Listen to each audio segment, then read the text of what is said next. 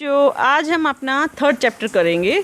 आपने पढ़ा हुआ होगा, मैंने इसके क्वेश्चन आंसर्स करवा भी दिए थे, लेकिन एक बार फिर से हम दोबारा रिवीजन करते हैं। Fibre to fabric. आप सब ने अच्छे अच्छे कपड़े पहने होंगे। फेस्टिवल्स पे हम अलग अलग तरह के कपड़े पहनते हैं। अब गर्मी या चिपचिपाहट का मौसम है तो हम अलग कपड़े पहनेंगे। फिर दिसंबर में किस तरह के कपड़े पहनेंगे? ठंड आ जाएगी तो ठंड के हिसाब से कपड़े पहनेंगे हम। किसी की शादी होती है तो वहाँ पे हम अलग से फैंसी कपड़े पहनते हैं। स्कूल आते हैं तो हम अपनी यूनिफॉर्म पहनते हैं। मतलब इतनी तरह की वैरायटी है हमारे चारों तरफ कपड़ों की, फैब्रिक की, कि हर ओकेजन के लिए हमारे पास अलग फैब्रिक है। कॉटन का फैब्रिक है, सिल्क का फैब्रिक है, आपके यहाँ पे वूलन फैब्रिक है हमारे पास। हर इतने तरह का फैब्रिक है तो उसके बारे में पढ़ने का तो बनता है ना। तो हम इस चैप्टर में पढ़ेंगे बेटा जी कि फैब्रिक बनता कैसे है। फाइबर से फैब्रिक के बीच की कहानी आप समझ सकते हो कि इस चैप्टर को हम इसी तरह से पढ़ेंगे कि पतले से फाइबर से किस तरह से हमारा फैब्रिक, मतलब जो कपड़ा है, वो बुना जाता है। क्लास 6 में हम पढ़ चुके हैं कि कुछ फाइबर हमें प्लांट से मिलता है। कौन सा फाइबर हमें प्लांट से मिलता है? कॉटन एंड जूट हमें प्लांट से मिलता है। और कुछ फाइबर हमें एनिमल से मिलता है। एनिमल से हमें कौन सा फाइबर मिलता है? हमें एनिमल से मिलता है वूल, ऊन, और दूसरा कौन सा मिलता है हमें? सिल्क। सिल्क का कपड़ा जो हम पहनते हैं अच्छा शादी वगैरह में, वो भी हमें एनिमल से मिलता है। सिल्क वोम हमारे जो होते हैं वो बनाते हैं सिल्क को। वूल is obtained from the fleece of ship और याक। जो आपका ऊन है वो आपके भेड़ के बालों से, याक जो पहाड़ी जानवर है वो, उसके बालों से हम ऊन को देखते हैं। कुछ हमारी गोट्स भी हैं, पैशमीना वगैरह, जिससे हम क्या है, ऊन बनाते हैं। सिल्क फाइबर से हम जो है सिल्क लेते हैं, उसके कोकोन से हमारा जो है सिल्क मोथ के कोकोन से हम सिल्क को निकालते हैं। शिप की बॉडी में, जैसे उन्होंने आपसे क्वेश्चन पूछा कि शिप की बॉडी के कौन से पार्ट से फाइबर बनता है, सबको पता है उसके हेयर से। हम उसके हेयर्स को कट करते हैं और फिर उससे वूल बनाते हैं, और जो फिर बाद में मार्केट में स्वेटर्स बनते हैं उस ऊन से हमारे सर्दियों के लिए। उसमें कॉटन मिक्स करके कारपेट्स वगैरह हमारे बनाए जाते हैं। और अब हम आते हैं अपने इस चैप्टर पे। तो हमने 6 का पढ़ा था। इस चैप्टर में हम पढ़ेंगे एनिमल फाइबर के बारे में। मतलब दो तरह का नेचुरल फाइबर है हमारा, जो एक है प्लांट फाइबर, एक है एनिमल फाइबर। तो जो एनिमल फाइबर है वो आगे फिर दो में डिवाइड है, वूल एंड सिल्क, ऊन और सिल्क। वूल आपका शिप, गोट, याक और बहुत सारे छोटे छोटे जानवर हैं जिनसे हम लेते हैं। और जो ये वूल यील्डिंग एनिमल्स हैं, इनकी बॉडी पर बड़े बड़े हेयर्स होते हैं और उनकी थिक कोट होती है हेयर्स की। और आपको पता है कि जो एयर है वो हेयर्स में ट्रैप हो जाती है, और इसीलिए कि हमें गर्मी लगती है, ठंड नहीं लगती। इसी कंसेप्ट को समझते हुए हमने अपनी इनके हेयर्स को यूज करते हुए स्वेटर्स वगैरह बनाने स्टार्ट किए हैं। तो हेयर्स जो हैं जानवरों को भी गर्म रखते हैं, लेकिन वो तो सर्दियों में गर्म रखेंगे। गर्मियों में अगर इतने बड़े बड़े से बाल हैं उनके शरीर पे तो उन्हें गर्मी लगेगी। तो वो चाहते हैं कि हमें इससे छुटकारा मिल जाए, तो इसीलिए गर्मी के मौसम में जानवरों को शेव कर दिया जाता है, क्लीन कर दिया जाता है, और सर्दी आते आते उनके बाल फिर से ग्रो हो जाते हैं, और ठंड में उनके हेयर्स उन्हें सर्दियों से बचाते हैं। आपने देखा है पहाड़ पे याक होता है, उसके कितने बड़े बड़े बाल होते हैं, क्योंकि वहाँ पर बर्फ़ गिरती है, इतनी ठंड होती है। तो ठंड से बचने के लिए आपके जैसे पोलर बियर्स हैं, याक है, पहाड़ पे जो गायें हैं या पहाड़ों पे जो कुत्ते हैं, डॉग्स हैं, वो बड़े बड़े हेयर्स वाले होते हैं ताकि वो ठंड से हमारे बचे रह सकें। एक्टिविटी 3.1 है हमारी, fill the hair on your body and arms and those on the head. क्या आपको कोई डिफरेंस पता लगता है? कौन से वाले सॉफ्ट हैं आपको ये बताना है, जो आपके, और कौन से वाले आपके कोर्स हैं। Like us, the hairy skin of the ship has 2 types of fiber that forms its fleece। जो शिप है हमारी तरह ही उसके भी 2 लेयर्स होती हैं हेयर्स की। The coarse beard hairs and the fine soft under hairs close to the skin। तो जो उनके बड़े बड़े से बाल, जो नीचे रफ से बाल हो जाते हैं, वो हार्ड होते हैं, लेकिन जो स्किन के जितने नियर होंगे वो बाल उतने ही फाइन और उतने ही सॉफ्ट होंगे। और फाइन हेयर से ही हम वूल बनाते हैं। कुछ स्पेसिफिक ब्रीड्स होती हैं भेड़ की हमारी, जिनके हेयर्स होते ही फाइन हैं। उनके पेरेंट्स को स्पेशली इसलिए चुना जाता है कि वो बच्चे पैदा करें, मतलब शिप्स को पैदा करें सॉफ्ट हेयर्स वाली। और इससे फिर क्या होता है, हमारे जो भी आगे ऑफस्प्रिंग से आने वाली पीढ़ियां हैं वो सॉफ्ट हेयर्स वाली होती हैं। और इसी को हम क्या बोलते हैं, सिलेक्टिव ब्रीडिंग बोलते हैं। मतलब हमने जो ब्रीडिंग करवाई है उसमें हमने पेरेंट्स की क्वालिटी को ध्यान में रखते हुए ब्रीडिंग करवाई है। इसके अंदर आपका हमने ये डेफिनेशन यहाँ से स्टार्ट हो जाएगी, the process of selecting parents for obtaining special characters in their offsprings such as soft hair in sheep is termed as selective breeding. इसके बाद हम आगे आते हैं एनिमल्स दैट यील्ड वूल, जो जानवर हमारे ऊन देते हैं। अलग अलग कंट्री के अलग अलग पार्ट के अंदर अलग अलग हमारे पास सोर्सेस ऑफ वूल हैं। कॉमनली आपके जो याक है वो तिब्बत और लद्दाख में उनका सोर्स है अंगोरा गोट्स होती हैं आपकी। देखिए पिक्चर के अंदर इन्होंने दिखाया हुआ है, ये रही हमारी अंगोरा गोट, जिसके पूरे एरिया में आपको बाल ही बाल दिखाई दे रही हैं। ये अंगोरा गोट्स क्या हैं आपकी, ये भी फाइन सोर्स हैं आपकी वूल का। हिली एरियाज़ में, जम्मू कश्मीर में या आपके और जो हिमाचल वगैरह है वहाँ पर वूल आपकी गोट हेयर से भी होती है। स्पेशली जो कश्मीरी गोट होती है, जो पश्मीना जो हमारा बनता है वो कश्मीरी गोट से बनता है। पश्मीना की बहुत ही फाइन शॉल्स होती हैं, बहुत गर्म होती हैं, वो हमारा कश्मीरी गोट से बनता है। कैमल्स की बॉडी पे भी हेयर होते हैं, उनको भी हम ट्रिम करके वूल बनाते हैं आपके। इसके अलावा ललामा है, अल्पका है, साउथ अमेरिका के, ये भी क्या हैं आपके, ये नीचे जानवर आप देख सकते हैं, ये सारे के सारे हमारे जो जानवर हैं ये क्या हैं, वूल यील्डिंग जानवर हैं, एनिमल्स हैं। अब आपको क्या करना है इसमें, आपको बुक नहीं काटने में पहले बता देती हूँ बेटा, आपको एनिमल्स की पिक्चर्स इकट्ठी करनी है जो ऊन देते हैं और उनको अपनी स्क्रैप बुक में बनाना है, चिपकाना है। अगर आप नहीं ले पाते हैं एनिमल्स को तो आपको क्या करना है, उसकी जगह पे उनको ड्रॉ कर सकते हैं। और ट्राई कीजिए इन शिप्स, इन गोट, इन कैमल्स को उनकी लोकल लैंग्वेजेस में क्या कहा जाता है, उनके नेम उसके नीचे लिखिए। इसके हम अलग से मार्क्स देंगे आपको। फिर है आपकी एक्टिविटी 3.3, आपको पूरे इंडिया की आउटलाइन मैप जो है वो लेना है, या वर्ल्ड का ले लीजिए साथ में। उसमें जहाँ पर ज़्यादा जानवर पाए जाते हैं, ये वाले जो ऊन देने वाले हैं, उस पॉइंट को आपको मार्क करना है। अब हम आते हैं हमारे नेक्स्ट चैप्टर पे, नेक्स्ट पेज पे, from fibre to wool. Fibre से ऊन कैसे बनती है हमारी, जो ऊन बनाने के लिए हम शिप्स को रियर करते हैं, पालते हैं, उनके हेयर्स को कट करते हैं और फिर उनको प्रोसेस करवाते हैं वूल के अंदर। स्टार्टिंग से पढ़ना स्टार्ट करते हैं। फर्स्ट स्टेप है rearing and breeding of ships. हम सबसे पहले अपने जानवरों को पालते हैं, रियर करते हैं उनको और उनसे बच्चे पैदा करवाते हैं, ब्रीडिंग करवाते हैं। जैसे जम्मू कश्मीर के अंदर है, हिमाचल के अंदर है, उत्तरांचल के अंदर है, या अरुणाचल प्रदेश है, सिक्किम है, कुछ एरियाज़ हरियाणा, पंजाब, राजस्थान और गुजरात के भी आप देख सकते हैं। यहाँ पर जो शेफर्ड्स हैं वो क्या करते हैं बेटा, इनको पालते हैं, ग्रेजिंग के लिए लेके जाते हैं, चराते हैं। शिप्स हर्बीवोर से तो प्रेफर करती हैं घास वगैरह खाना, ज्वार है, कॉर्न है, ऑयल केक्स हैं, ये सब खाती हैं। और लीव्स और ग्रेन के अलावा उनको ड्राई फूडर भी दिया जाता है। इन शिप्स को अलग अलग एरिया में हमने बियर्ड किया है। आप इस टेबल के अंदर देख सकते हैं कि कौन सी जो शिप है किस एरिया के अंदर पाई जाती है। लोही वाली बहुत अच्छी क्वालिटी की, जो लोही हम हिंदी में बोलते हैं लोकल लैंग्वेज में, वो लोही जो है वो आपकी राजस्थान, पंजाब के एरिया में पाई जाती है। रामपुर वाली आपकी उत्तर प्रदेश, हिमाचल प्रदेश में पाई जाती है, ब्राउन कलर की होते हैं। नल्ली जो है आपकी कारपेट जिससे बनते हैं, राजस्थान, हरियाणा, पंजाब में पाई जाती है। बकरवाल वूलन शॉल्स बनती हैं इसकी, जम्मू कश्मीर में पाई जाती है। मारवाड़ी गुजरात में पाई जाती है, रफ ऊन बनती है इससे।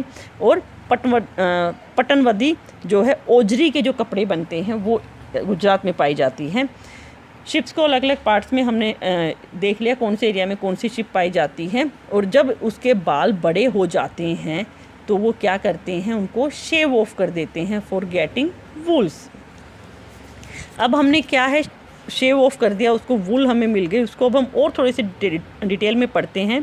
प्रोसेसिंग फाइबर इनटू वूल, जो वूल हमें मिली उसको नीट करके हम स्वेटर या शॉल या जो भी हमें बनाना है वो हम बना लेते हैं।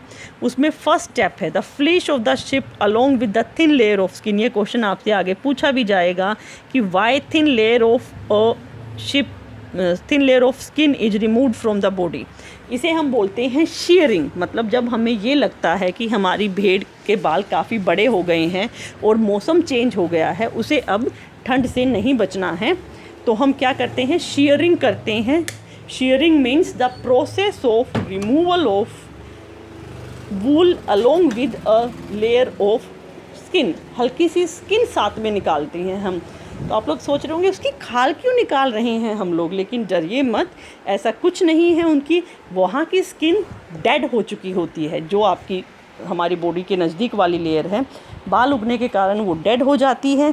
तो इसीलिए मशीन से हम उसको रिमूव कर देते हैं, जिसके कारण आगे आपकी न्यू स्किन आए और न्यू हेयर्स भी आपके ग्रो हों। तो हमने जैसे ही उसकी शेयरिंग कर दी, हम उसे एंटीबायोटिक सॉल्यूशन जो पानी का है वो उसके ऊपर डालते हैं ताकि इन्फेक्शन ना हो। और इसके बाद हमने जो भी उसकी स्किन के साथ बाल निकाले थे उसको अब हम क्लीन करते हैं, क्योंकि इतने गंदे से होते हैं उनके बाल, उनमें ग्रीस, उनके अंदर डस्ट, उनके अंदर डर्ट भरा हुआ होता है। और हम उनको टैंक्स में क्लीन करेंगे, जिसे हम बोलते हैं स्कोरिंग। ये आप देखिए यहाँ पर भेड़ की शेयरिंग की जा रही है, ऐसे उसे लिटाकर उसकी स्किन के साथ, बालों के साथ उसकी अपर लेयर ऑफ स्किन हम निकालते हैं।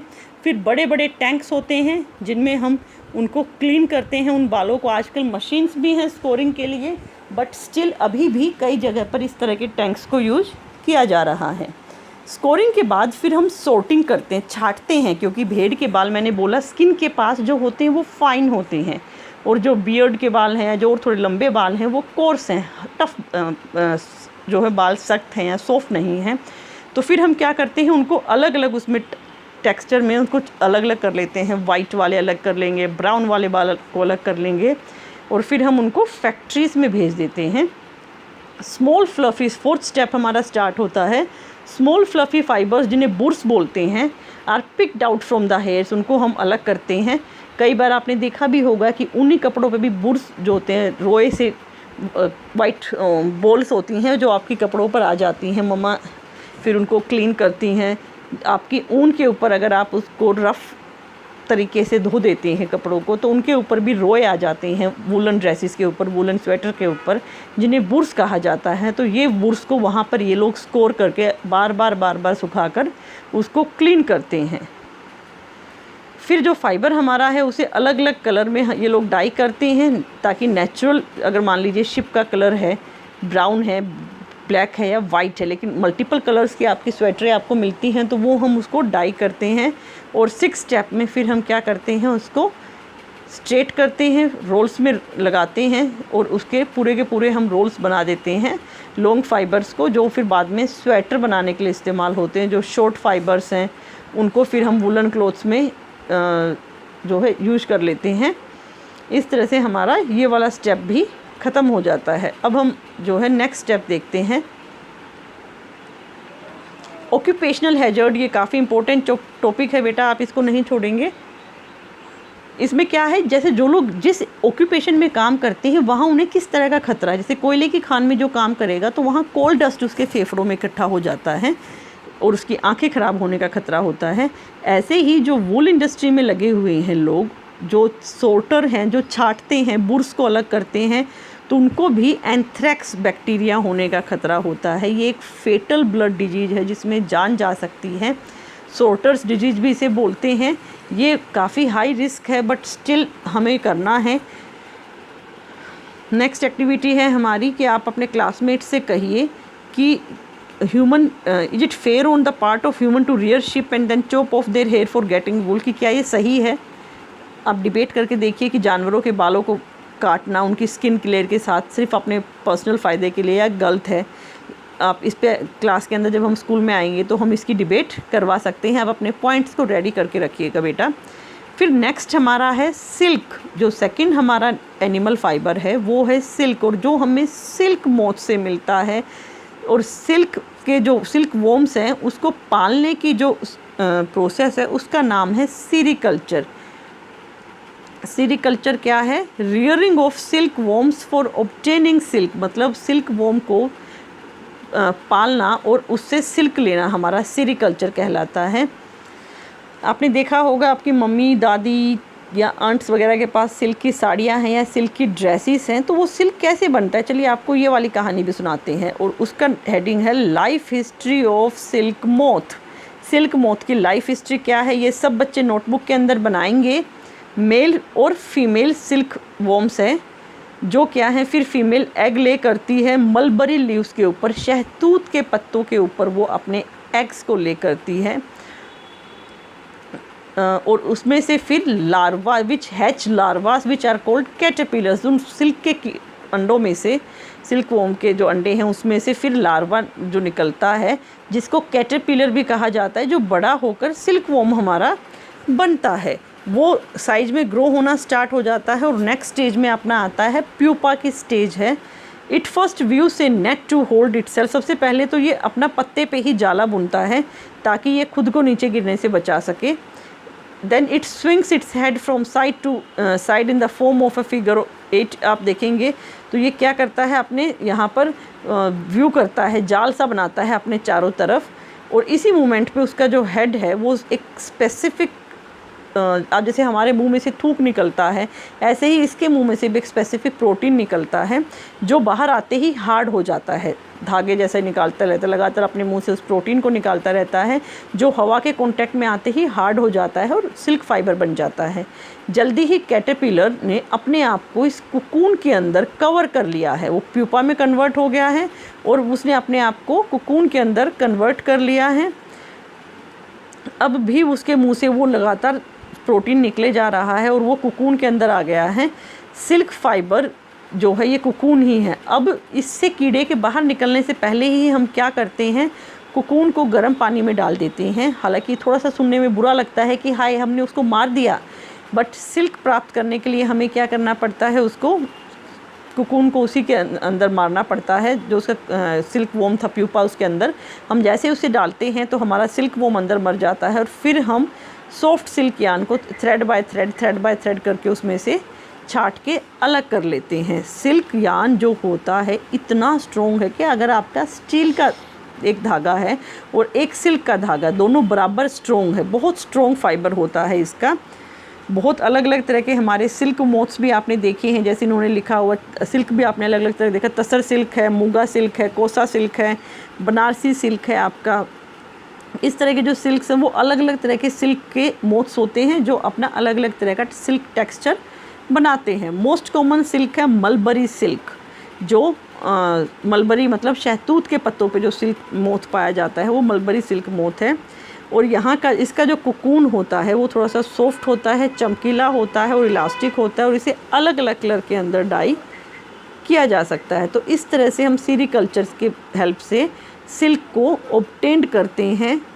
प्यूपा को कुकून के अंदर ही हम मार के उसके फिर जो कुकून है उसे लेयर बाय लेयर खोलते हुए उसमें से धागा निकालते हैं। ये एक्टिविटी आपको करनी है। Collect pieces of silk clothes, अलग अलग अपने आसपास अगर कोई बुटीक वाला है या आपके घर में ही है तो अलग अलग कटिंग्स आपको सिल्क क्लॉथ की लेनी है। टेलर की शॉप पे आप ले सकते हैं या ममा या आंटी की हेल्प से, लेकिन प्लीज़ नई ड्रेस ख़राब मत कर दीजिएगा अपनी ममा की कि कहीं आपको डांट पड़े। फिर उस पर आपको लिखना है कि ये मलबरी सिल्क है या तसर सिल्क है, मूंगा सिल्क है। कंपेयर करना है इसके टेक्सचर को कि कौन सा ज़्यादा सॉफ्ट है, कौन सा थोड़ा हार्ड है, कौन सा शाइनी है, किस में शाइन कम है। इस तरह से आपको अपनी नोटबुक के अंदर इनको चिपका के उनका नेम लिख के उनकी प्रॉपर्टीज़ लिखनी है और मुझे फ़ोटो क्लिक करके भेजनी है। सेकेंड एक्टिविटी हम करेंगे, आर्टिफिशियल सिल्क थ्रेड लेना है आपको और एक प्योर सिल्क थ्रेड लेना है। ये भी आपको बुटीक पे मिल जाएगा। दोनों को जला के देखिए क्या दोनों आसानी से जल रहे हैं। अगर वुलन फाइबर और फिर साथ में एक वुलन फाइबर को भी जलाइए, क्या ये बर्निंग आर्टिफिशियल सिल्क में से स्मेल आती है या चिपकता है। जो आपका सिंथेटिक सिल्क होता है वो स्टिक कर जाता है, जैसे पॉलीथीन चिपकता है ऐसे ही वो थ्रेड भी क्या है आपका चिपक जाता है। नेक्स्ट जो है आपकी एक्टिविटी 3.7 है, फ़ोटोकॉपी वाली एक्टिविटी है। आप कुछ लाइफ हिस्ट्री आपको फ़ोटोकॉपी नहीं करवानी है, ड्रॉ करनी है आप सबको। आप लाइफ हिस्ट्री इसकी बनाएंगे और उसे फिर साइक्लिक फॉर्म के अंदर लाइफ हिस्ट्री को आप मुझे बनाकर भेजेंगे। फिर मैं आपकी ग्रेडिंग करूँगी। जो life history of silk moth है वो आपको बना के भेजने, जो इसके अंदर आपने दिखा रखा है। फ्रॉम कुकून टू सिल्क जो हमारा टॉपिक बचा हुआ है। सिल्क मोथ्स को पहले हम रियर करते हैं, जैसे मैं पहले बता चुकी हूँ। Rearing of silk moths, female silk moth एक टाइम पे कई 100 अंडे देती है। ये अंडों को बड़े ही अच्छे से हम बड़े ध्यान से स्ट्रिप्स ऑफ क्लॉथ या पेपर के ऊपर रखते हैं, फार्मर लेके आता है। फिर फार्मर्स इनको बड़ी हाइजेनिक और थोड़ी सी गर्म कंडीशन के अंदर रखता है ताकि लार्वा उसमें से निकल सके। अंडे में से फिर लार्वा हैच होता है बेटा, और ये मलबरी के पत्तों के ऊपर, जैसा कि आप देख पा रहे हैं, ये मलबरी मतलब शहतूत के पत्तों के ऊपर लार्वा हैच होता है। जैसे ये रहा लार्वा जो है शहतूत के पत्ते खा रहा है। जैसे ही लार्वा आपका बाहर निकलता है वो बहुत स्पीड से दिन और रात खाना खाता रहता है मलबरी के लीव्स, और अपने साइज को काफ़ी बड़ा बना लेता है। दिन रात खाना मलबरी के लीव्स को खाने के बाद जब उसे लगता है कि उसका साइज काफ़ी बड़ा हो गया है, तो उसके 25 से 30 दिन तक, मतलब वो इतने टाइम तक कंटिन्यूस मलबरी लीव्स खाता रहता है। फ्रेश मलबरी लीव्स उसके पास रखी जाती है बम्बू ट्रेस में, फिर वो खाना छोड़ देता है और छोटे से बम्बू का जो चैम्बर होता है उसके कोने में चला जाता है। वहाँ पर छोटे छोटे रैक्स हैं या ट्विग्स हैं जो ट्रे के अंदर होते हैं, जिससे कोकून खुद को अटैच करता है। जो अपने मुंह से, उसके मुंह से प्रोटीन धागे जैसा जो निकलता है, उससे वो सबसे पहले खुद को अटैच करता है।